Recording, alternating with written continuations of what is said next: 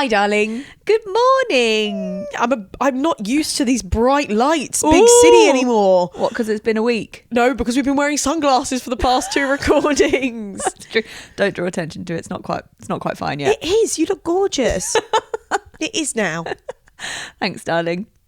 I had such a dyspraxic morning this morning. Did you?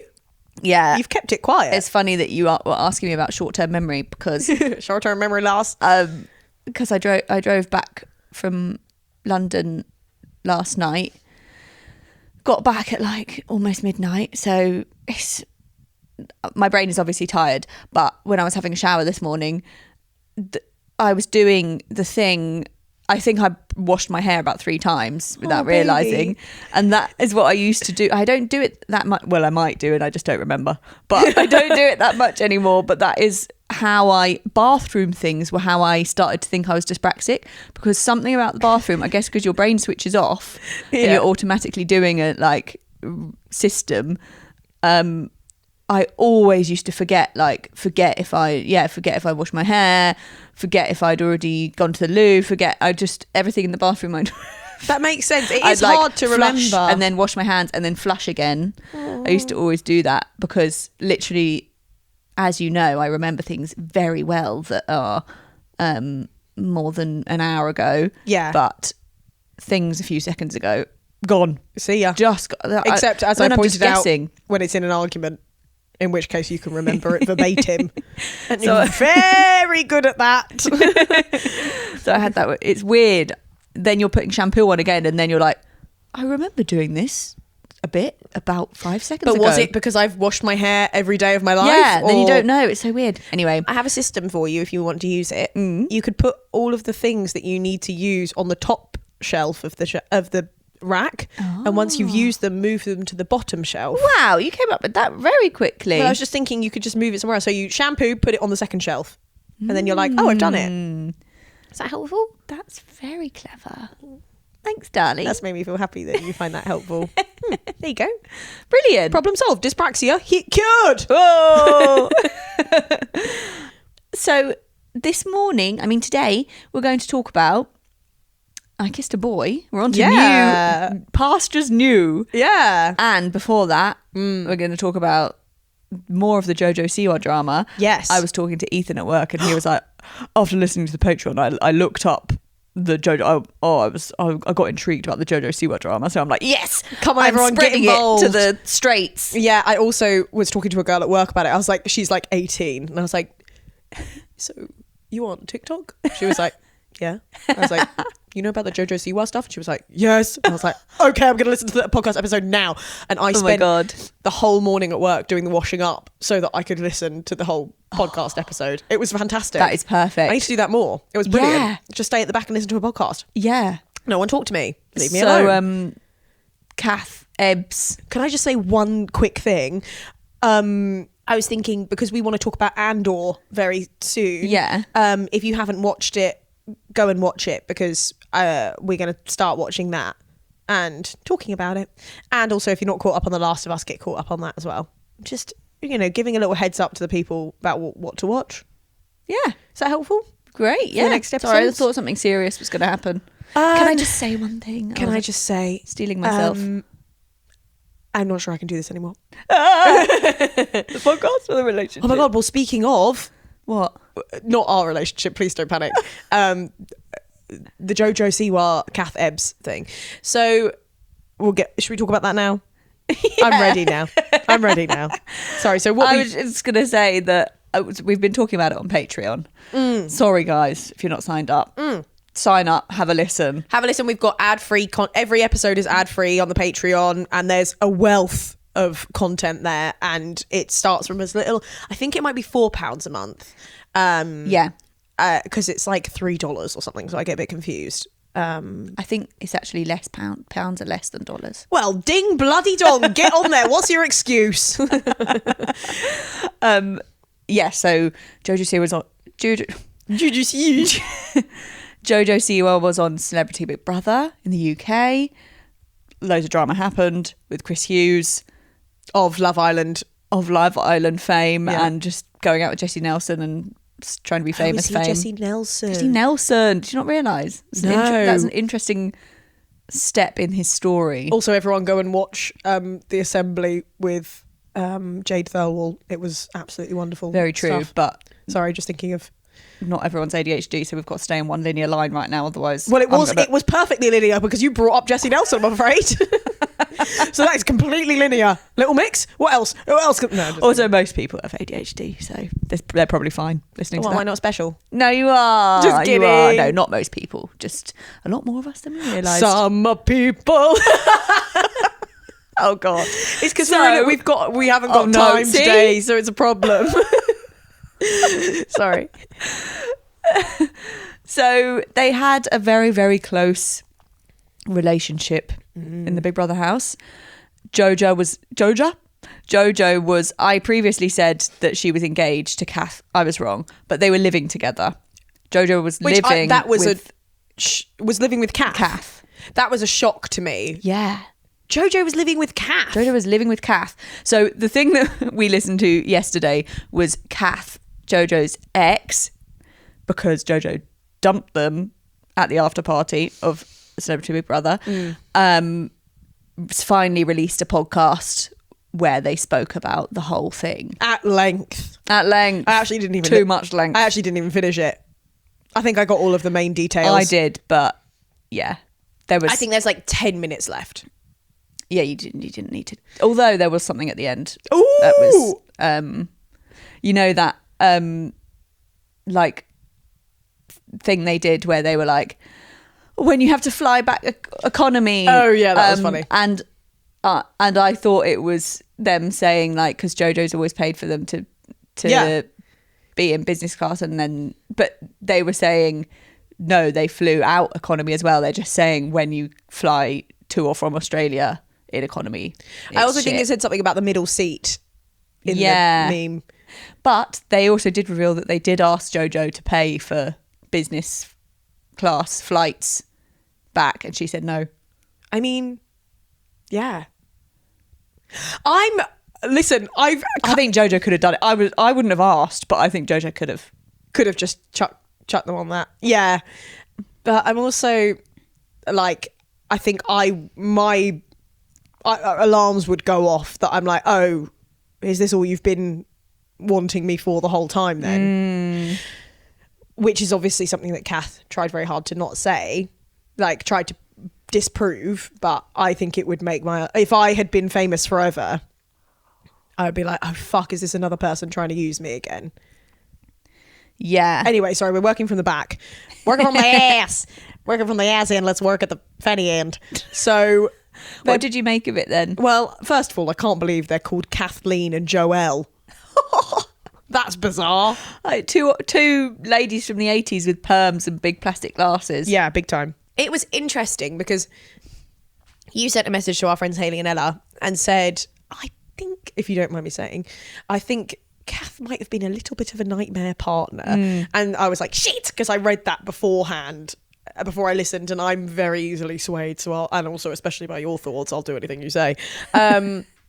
Within reason. And so I think I was immediately kind of ready to pick apart whatever Kath was saying, which is a bit unfair. Yeah.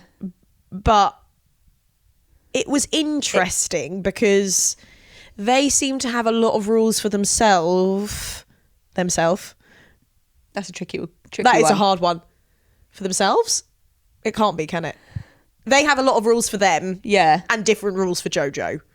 And maybe different expectations for their partner, which didn't seem communicated well. No one's perfect. Like, you can't communicate everything. Just because you're queer and like fucking progressive doesn't mean you can communicate everything. It was kind of interesting that Kath did like a tell-all podcast to bring nuance to the situation, which it did. Yeah. But the nuance that it brought was kind of more, a bit more negative on Kath, because before we were, we were very in support. We were very in support. I guess a lot of people would have been absolutely like sending horrible stuff to Kath. Absolutely sending horrible stuff, I'm sure.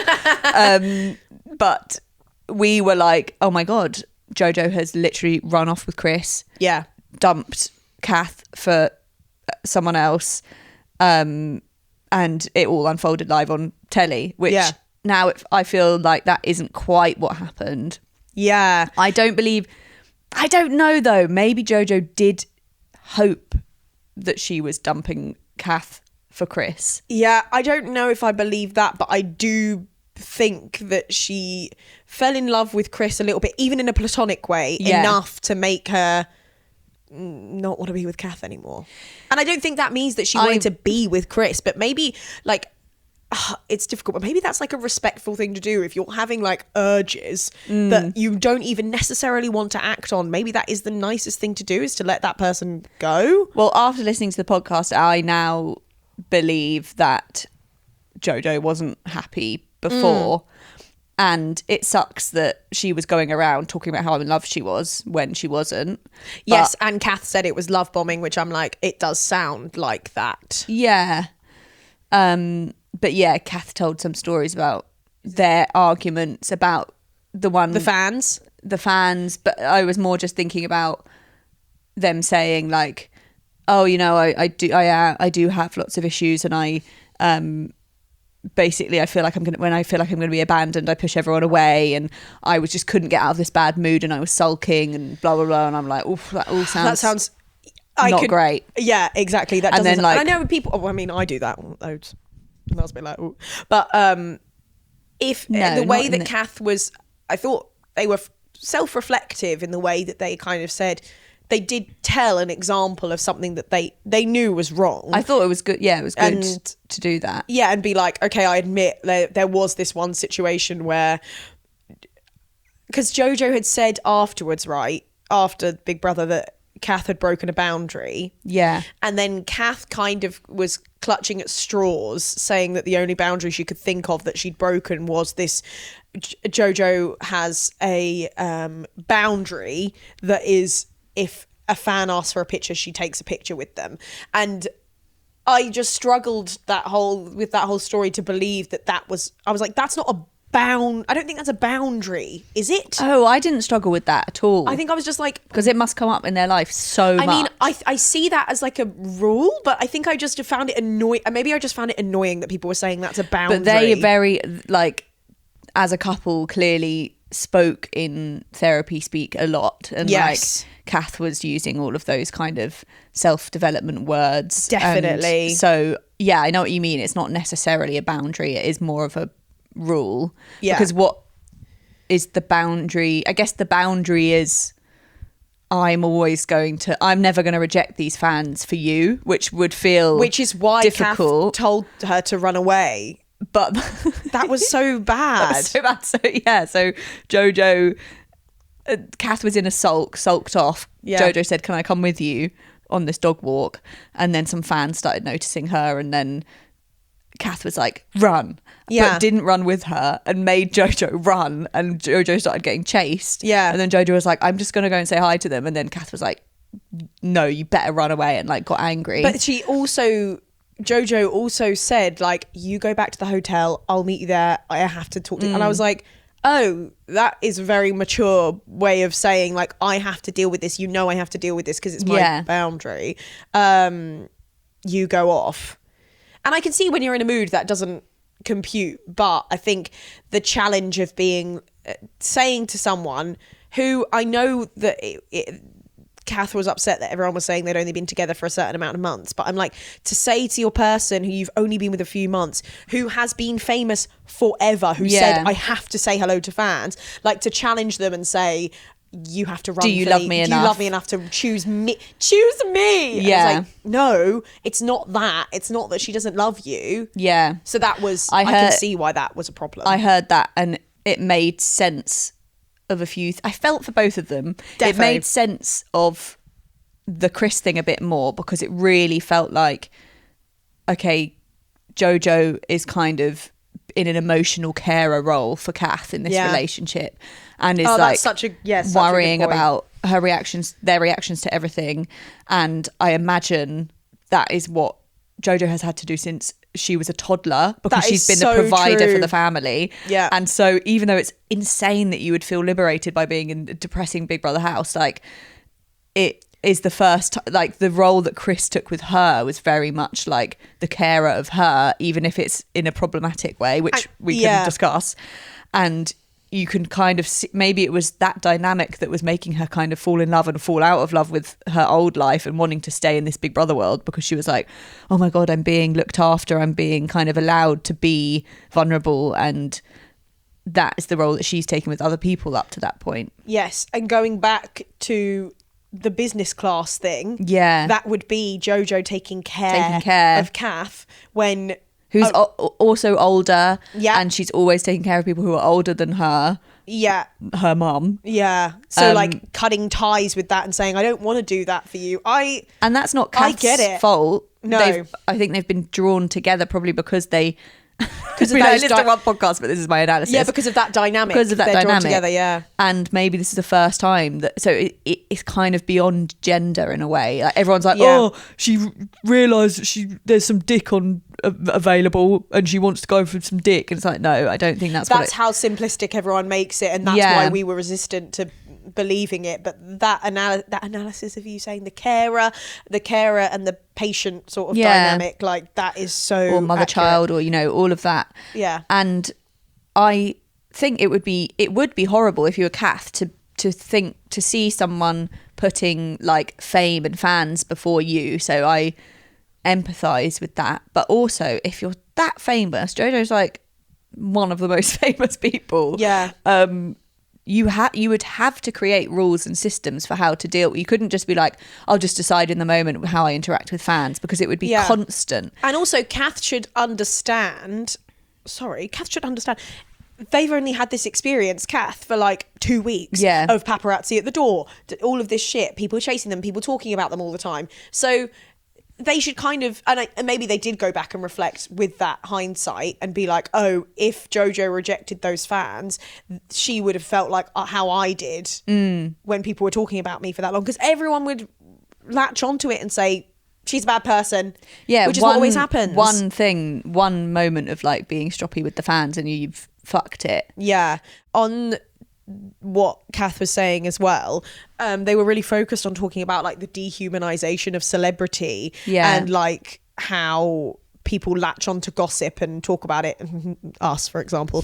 But it was interesting because I never saw this, apart from what we were just talking about with the, oh, Jojo wanted some dick. That's like really simplistic. But everything else that I saw was quite nuanced, and it felt like people were saying, what is going on? It didn't feel like dehumanization to me. Yeah, it felt like that in the circles that we were exposed to anyway. I think it would have been like the more creepy, sticky corners of the cave of social media, where people would have just been like hurling abuse at one or the other of them just because they're like a frenzied fan. I'm sure there was lots of that, but as like the everyman viewer of this experience, it did seem fairly, there were people kind of withholding judgment and being like, is that going on, like what's happening? But to take Kath's side, like Jojo should have waited a day to break up with them. I disagree. What the hell? I totally disagree. It was like 3 a.m. or something in the middle of London when they've just got a flight from Australia. They also threw a strop. Yeah, they were and stropping. They weren't going to go to the party.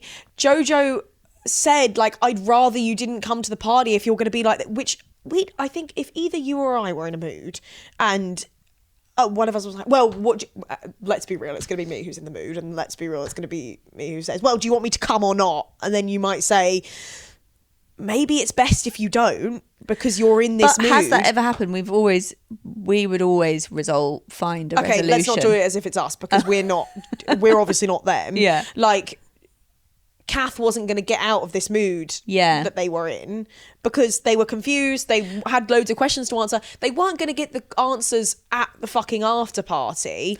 But why didn't Jojo stop and think for a minute, I wonder why Kath's in a mood after I've been like getting into bed with this man every day? Because they'd already decided, Jojo had already decided she wanted to break up. And to be honest, I think if you've made that decision in your head, it's very hard to hold it in. You can't, like, I think I'm even though it's unfair and seems kind of cruel, it does seem like Jojo then did give her the time of day, give Kath the time of day afterwards, where they had a conversation. They had like a hours long conversation the next day. They went back to Jojo's hotel. Exactly. So I'm like, you know, it sounds brutal that they were dumped at the party, but then it does sound like they had a big discussion about it. Yeah. And Kath said that they felt heard, which is awesome. Rock on, really cool. I just think, why hold it in for the sake of I'd be so uncomfortable at the party if Kath had showed up. Also, when I first heard about Jojo like being so pissed off about the letter and Kath not being in the audience when she came out, I was like, oh my God, Jojo's a diva. Like, she just wanted support for the public view of things. But now that I know about Kath's sulky tendencies, I kind of think Jojo could have had that like, ooh, feeling in her stomach of like, oh, she's sulking again, but this time on telly. Like, it's so funny how all of these things you're like, Kath obviously wanted to clear up. Yeah, but did make like, I'm like, I think you made some poor decisions, because unfortunately, even though your relationship is private, it's become so public, and so you not showing up to the fucking audience. I understand, like, it's like that thing that we talk about on MAFS where we say like, I wouldn't want someone to say I love you on the telly. Yeah. But saying I think I'm falling in love with you is a way of kind of bridging that gap of having the privacy and then also what you agreed to be on telly. Like, them just showing up in the audience wouldn't have been a massive problem, would it? I don't know, because how anxious, like, they might have just been so anxious. Yeah, I mean, I can see why Jojo hard. thought it, but I also I actually do understand why Kath didn't do it. Yeah, I just think it probably is a breakup that needed to happen regardless of Chris. But saying that, the person that we're not hearing from in this whole situation is Chris, and he did cause a lot of this stuff to be stirred up. And I think he's getting away with just like, I think Jojo maybe had some hopes of something, and I feel like he backed off and then made Jojo tell Kath to stop spreading rumours and take their video down. Jojo said that, and I can see why Kath was pissed off. That is not on to be like saying Chris doesn't want to be caught up in this. Imagine! You absolute arse. I love that Kath kept saying like, it is all about him. He brought it up. He made it happen.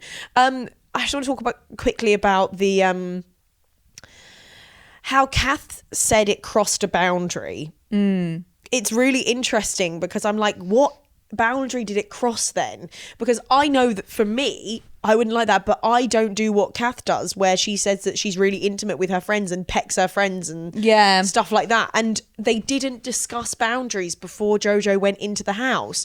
So it's really interesting to like, I guess it's maybe more just like they could see. I think they said, I've never seen Jojo be like that, like even with them. Yeah. So I think it was maybe more of just like them seeing a level of intimacy, even if it was platonic, that was more developed than their relationship.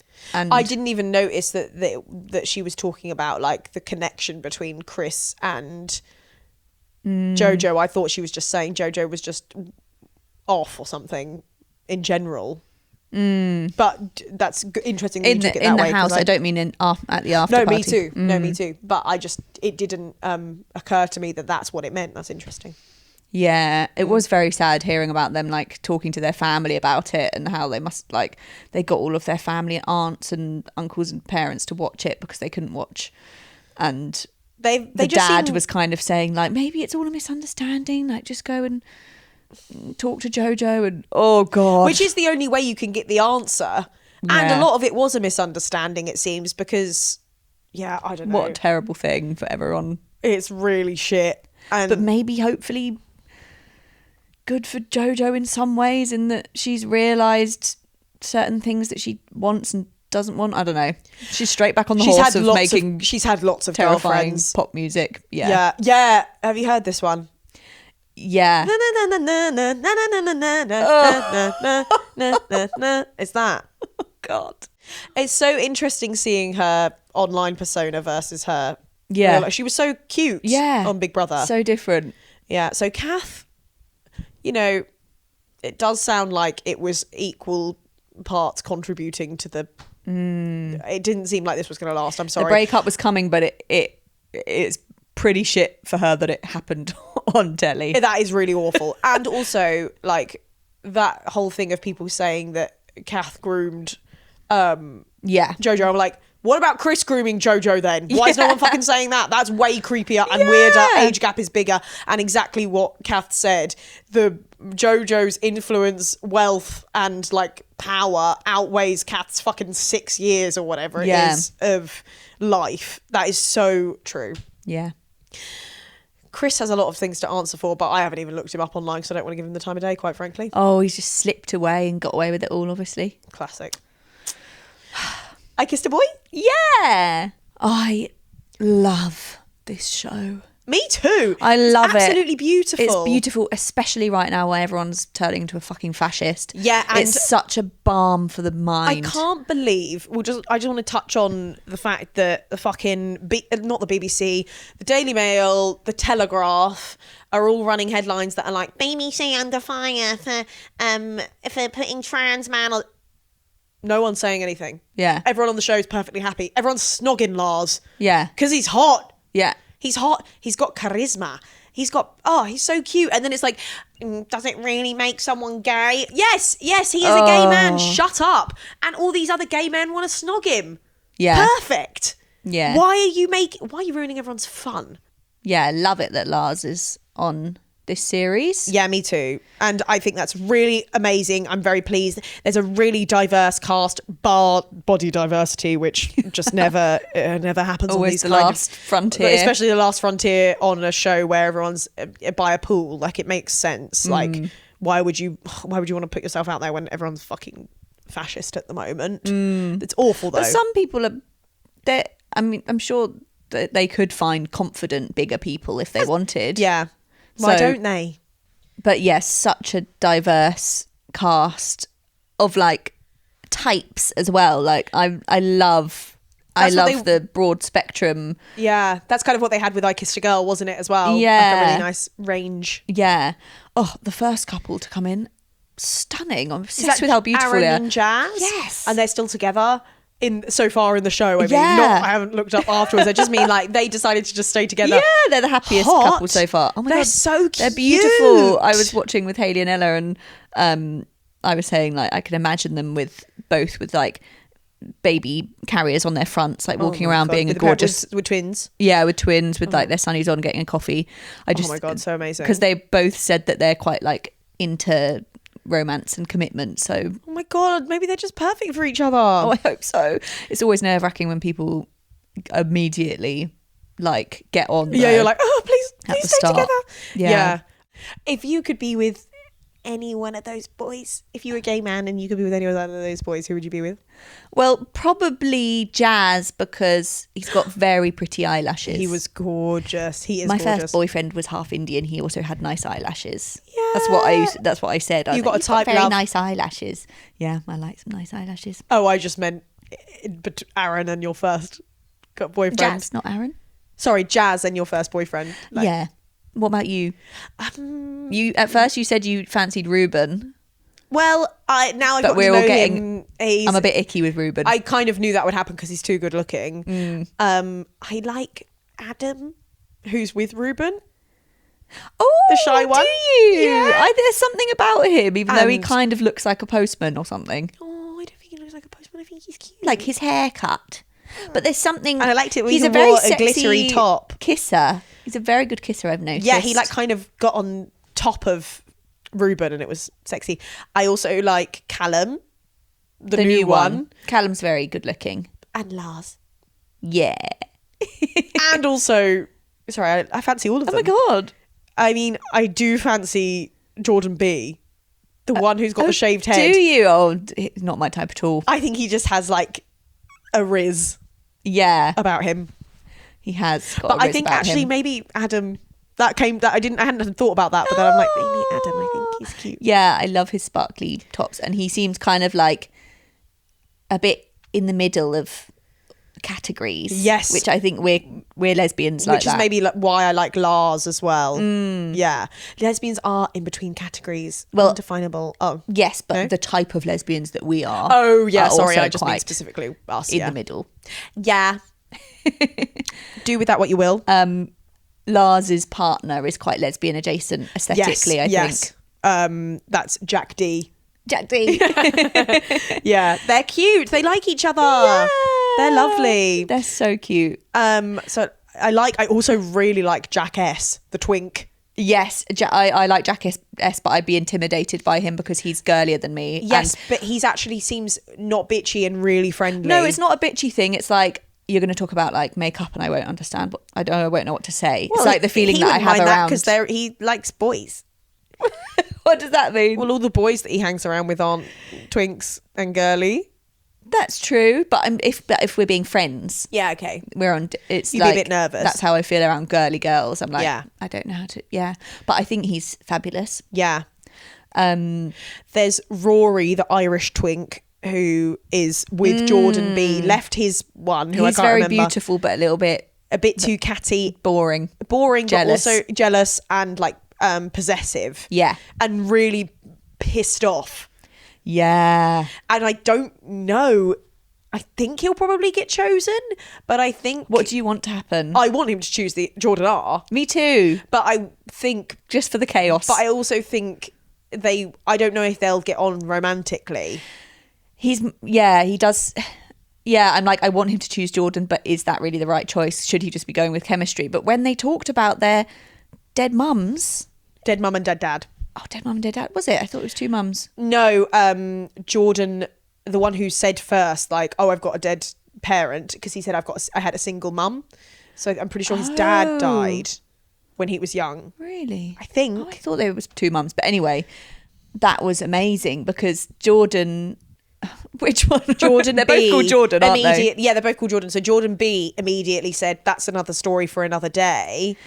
Yeah, which one's the one with shaved head? Jordan B. So Jordan R came in saying like everyone thinks I'm quite surface level, but I'm actually quite deep. And then it was almost like the dynamic was meant to be that shaved Teddy was like the deep one and Jordan R was the not deep one. But then Mr. Shaved Head started talking, but then, as you said that's a story for another day and kind of couldn't come up with the vulnerability. And then Jordan R just went there. It was like the dynamic flipped. He knew that it was so cute. He's like, oh yeah, because I lost a parent. And then Jordan B immediately was like, oh, me too. My mum died when I was 4. And it was so He said cute. he's never met anyone with that same story. It was amazing. I really want them to get together just so we can see that develop, even if they just help each other to feel more vulnerable and it's not necessarily a romantic thing. And it's a shame because Rory and Jordan do have a connection. Yeah, I feel like that will burn bright and fast and then burn out. Exactly. And I think if Jordan B does pick Rory, he'll regret it. But I think he's stuck between a rock and a hard place. Look at me with all of my expressions. Because I think either way, it's not necessarily long lasting, but it could be a long lasting friendship with Jordan R. Yeah, I do wish that they could just let them hang around in that villa for 2 weeks before anyone has to go, because it's just so lovely. And I think some of them, make kind of knee-jerk reactions and decisions about who they fancy, and you need to let it percolate for a bit. So we saw Ruben as well choose your favourite, Adam, but I don't think that's going to be the end of that. Like, I think Callum is still going to be on the periphery, on the cards. And I also think that Adam was very lucky that he made that decision in Spin the Bottle to kiss. That was very sexy. That was the best. And very I was cute. so happy for him. I felt like I could see his heart pounding and him like, I'm going to do it. I'm going to do it. I'm going to do it. And I'm going to say, I'm going to choose who I want to kiss. And then he did. And it was so brave. And everyone thought it was really hot. And that was so cute. That was so brave because he kept kind of saying like, I'm just not that confident, and like you're too hot for me, and I was thinking like, oh, you need to step out of this narrative because otherwise you're going to end up like Athena and Adrian. Yeah, exactly. So I loved it that he did that. Me too. Ruben's a little bit Goldsmiths University earnest for me. Yeah, he's a bit. He seems lovely. He's been told he's gorgeous every day of his life, which he is, and he deserves to have been. But written lots of essays that start with queering the ... Oh my I God, can say that is because such a read. I probably have too. I love that. That is so funny. And as you said to me in a text, not everything has to be queer. And it should be. It should be. If it is. Not all of it but is. not everything. I just loved how some of them, when you had the actual initial kiss, had a kiss and then a hug and then a handshake. It was like, we're very confused about what men should do. I love the handshake. It was so funny. Oh. I shook someone's hand at work the other day. Yeah. Oh yeah, it felt so good. It was a man's hand. It was like an old man's hand. That reminds me. What? No, carry on. It was an old man's Oh, it's hand. just really quick. Like, I put through his coffees, and then he was like, I said, that's 11.60 or whatever, and he's like, for all of them? And I was like, yeah. And then I was like, you said 3 lattes and an Americano and a cake or whatever. And he was like, no, 4 lattes. And I was like, oh. And then his partner who he was with was like, no, you said 3 lattes. And he was like, oh yes, 4 coffees in total. And I was like, fine. And he said, and then I said, so it's 11.60. And he said, sounds like a deal. And held out his hand. And then we shook hands. It was very like a hard handshake. And I was like, I feel very gender affirmed in this moment. It felt really good. I love giving a firm handshake. Yeah. It feels so good. Well done, especially with a man, darling. because they don't expect it. And I'm just like, whack. And it feels really good. Anyway, what does it remind you of? Virgin Island. Guys, Channel 4 Virgin Island. When the guy went in to try a little bit of touching, and what he ended up doing was practicing handshakes. That was lovely. You know He what? I'm felt glad really they uplifted. offered it. I know. I'm like, let them do something that actually makes Don't them feel just comfortable. show them your fanny. I tell you one thing though. So Virgin Island, bunch of virgins on an island, surprise, and then there's like experts that are all there to help them through with their intimacy This issues. is like Channel 4 early noughties. It's like Channel 5 euphoric. stuff. Yeah, Viewing trash. Yeah, wonderful stuff. Good, excellent. Glad this is being made. They're doing an all right job of not making them look like absolute freaks. Like, Except that they put them all in horrible grey hoodies and grey t-shirts. Why? They haven't chosen to be in these sad clothes. that was weird. That is the thing that is. While the experts are like, I think they might be trying to make them look a bit freaky, but I actually just love them all and sympathise with them all and really like them all. I think they're all really I want to sweet. hang out with them. I don't want to hang out with these sex experts. These sexperts are very scary, weird, culty. They all said I feel like I'm in a cult, because they are giving cult. And I guess, it could be good for some of them. But I never knew about, is it surrogate partner? because it's Where they end up having... It doesn't Have you seem never seen right. a documentary where this happens before? I must have seen at least 3. Really? Yes. Because I know...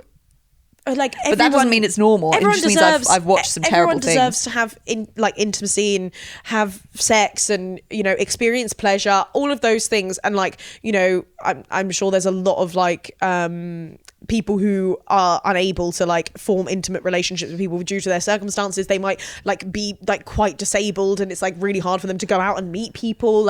And so I don't know. There's lots of different elements that I don't want to diminish, but it's quite interesting that these people on this show are only there for 2 weeks, and they're going to maybe have sex with a surrogate partner. But also maybe it's fine, and maybe it's just because I don't see things like that on telly. I mean, everyone has their story. Everyone, it's like exposure therapy, isn't it? But I do think it's giving an unrealistic expectation of what sex will be like for these people. Yes. It's making them think that it will both be sex is going to be both way more awkward and way more comfortable than they are being made to believe. Because they're going to have to do the thing of chatting someone up in a pub in England. Yeah. So Maybe get them good at that first. yeah, so you're not, if you're like, oh, I can just go and start kissing this person's chin, that's not going to work. Who I haven't formed an emotional connection with. Yeah, but also oh, every time I am having a flirt with someone, are they going to stare directly into my eyes and caress a part of me? Yeah. And make me feel really weird? No, you could just make each other laugh a bit. Yeah, and then it's get drunk enough and then have a shag. It's Do you know what I almost mean? like they need to have Jennifer, the relationship expert from love on the spectrum there to teach them how to actually date. Yes. Because the focus is them being virgins. But I think these more guys of the obstacle is that they're pretty socially awkward. It's the dating. It's the dating that needs help. And I mean, some of them have been on dates and they can't get it any further because like that girl who just like broke down, I don't know if you saw this, she was just like literally looking into someone's eyes for a bit and it made her completely break down. Yeah. There's obviously something really deep there that can't necessarily just be fixed by like heavy breathing and pretending to stroke each other's tits. And maybe for some people, like the guy who's fucking loving it, what's his name? Yeah. Like you can see that by realizing, oh, I could feel sexy and I could feel like someone's desiring me, then that might filter into the other bits of his life that might make him more confident at talking and stuff. But I think for the rest of them, it's just going to be overwhelming and think, for me, I'm looking at those people and thinking, I can't imagine being that confident in front of a room of strangers. No. Oh shit, is there something wrong with me that I can't just press a stranger up against a wall in front of a room of virgins? Yeah, and so I'm then like, they're making us all feel like there's more in common with us and the virgins. Of course they are. They're normal people. They just happen to be virgins. And there's so much placed on them being virgins that's what the whole thing has become. But I'm like, no, every single person is a very complex human being with complex different needs that you can't just fix by pushing them up against the wall and breathing in their face and you're rubbing a dick on them. Yeah. So anyway, I'm going to carry on watching it. I'll watch it. But I try because the adverts, obviously I'd seen adverts on like Instagram and in the daytime, not in the evening. So they obviously couldn't show any of the steamy stuff. So I really didn't think there was going to be any kind of partner surrogacy at all. I just thought it was going to be virgins trying to talk about their lives. Yeah. And then I started watching it on the train home yesterday, very busy, with a man sat directly next to me. And I was like, oh God. Are you on the aisle or the window? I was on the window, luckily. So you couldn't hide? I did do a bit of that. But at times when there's like, and this is the clitoris, I was like, no, I can't do that. You had your headphones on though. I did, but still. See, clearly I need to go to this island. Did they say, and this is the clitoris? Did you get to that bit? There was a like montage of what was coming. Yeah, I've seen the forward. The montage was the first bit. I was like, any questions? I've got so many. Oh my God. Crazy. Great telly though. Well, looking forward to it. That was fun. That was really fun. Our first episode away from just MAFS. Yay! Let us know what you think. Yeah. If you have anything you want us to watch, as ever, let us know. Sign up to the Patreon. Yep. Oh, the link is in the show notes. Yeah, it'll be in the show notes. We'll have one bonus ad-free episode a week on there, and then one episode on the mainstream. Yeah, and if you haven't followed us on YouTube, go and do that. Go and subscribe to us. Go and like and comment on our videos. That'd be really fun. And on TikTok and on Instagram, we are at doing the MAFS, doing the MAFS. Love you. Bye.